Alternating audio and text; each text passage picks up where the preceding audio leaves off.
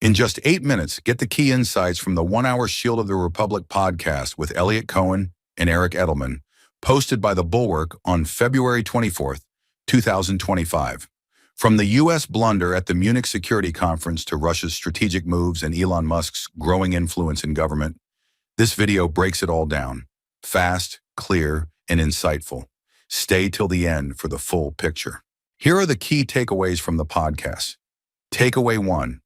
The Munich conference was a disaster. The U.S. delegation to the Munich Security Conference sent mixed and often contradictory messages, leaving European allies frustrated and confused.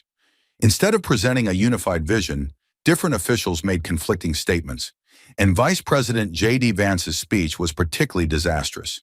He barely mentioned Ukraine, ignored Russia's threats, and instead used the platform to criticize Europe itself. For example, rather than addressing security concerns, Vance gave a speech about how European elites had failed their own people. He also met with the leader of Alternative for Germany, a far-right German party, which did not sit well with European leaders.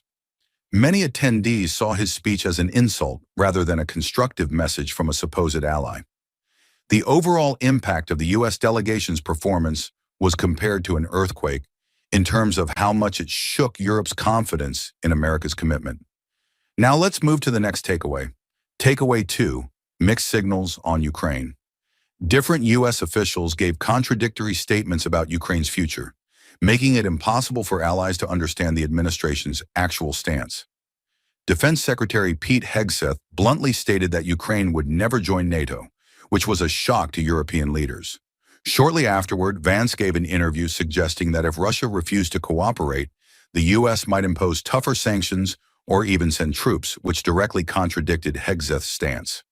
For example, while European allies were still trying to figure out what the real policy was, the U.S. Treasury Secretary Bessent made things even worse by visiting Kyiv and presenting an economic deal that was widely seen as exploitative. His proposal? Ukraine should hand over 50% of its future mineral wealth to the U.S. in exchange for financial assistance. Given that the U.S. has provided around $175 billion in aid to Ukraine, this came across less as an offer of help and more as an attempt to profit off a war-torn country's natural resources. Now let's move to the next takeaway. Takeaway 3, Russia is playing the U.S. Putin is taking advantage of America's chaotic foreign policy. With different U.S. officials contradicting each other, Russia sees an opportunity to push its own interests. While the Trump administration claims to be tough on Russia, the reality is that key officials are holding secret meetings with Russian diplomats without involving Ukraine or European allies. For example, Russia's official statements after a recent U.S.-Russia call made it clear they expect more than just a ceasefire in Ukraine. They want the U.S. to remove not only sanctions imposed after the 2022 invasion, but even older sanctions related to Russia's interference in U.S. elections. This suggests that the Russian government believes it can manipulate the U.S. into giving them everything they want, without Ukraine or Europe having any say in the matter. Now let's move to the next takeaway. Takeaway 4, Europe is panicking. European leaders, including France's Emmanuel Macron, are scrambling to respond to the U.S.'s unclear and inconsistent stance. Some countries are trying to organize their own security efforts without U.S. involvement, but they lack the resources and coordination needed to be effective. For example, some European leaders suggested forming a military coalition to support Ukraine, but the U.S. warned that if it was a NATO force, America might be obligated to defend it under Article 5, making things even more complicated. Now let's move to the next takeaway. Takeaway 5, a rushed Ukraine deal would be a disaster. The Trump administration appears eager to push a ceasefire deal for Ukraine by April. However, any agreement reached in such a short time frame would almost certainly be a bad one, forcing Ukraine to make major concessions and emboldening Russia. For example, the likely outcome is a peace that gives Russia control over occupied Ukrainian territory while leaving Ukraine vulnerable to future invasions. Now let's move to the next takeaway. Takeaway 6, global consequences will be severe. A weak U.S. response in Ukraine will have ripple effects beyond Europe. China is watching closely and could interpret U.S. weakness as a green light to move on Taiwan. Other countries may decide they need nuclear weapons, since they can no longer trust U.S. security guarantees. For example, if Ukraine is abandoned after giving up its nuclear arsenal in the 1990s under U.S. assurances, other nations may decide they can never rely on such promises again. Now let's move to the next takeaway. Takeaway 7. Elon Musk is wreaking havoc. Elon Musk and his muskovites are creating chaos by forcing mass government purges and targeting individuals with online harassment.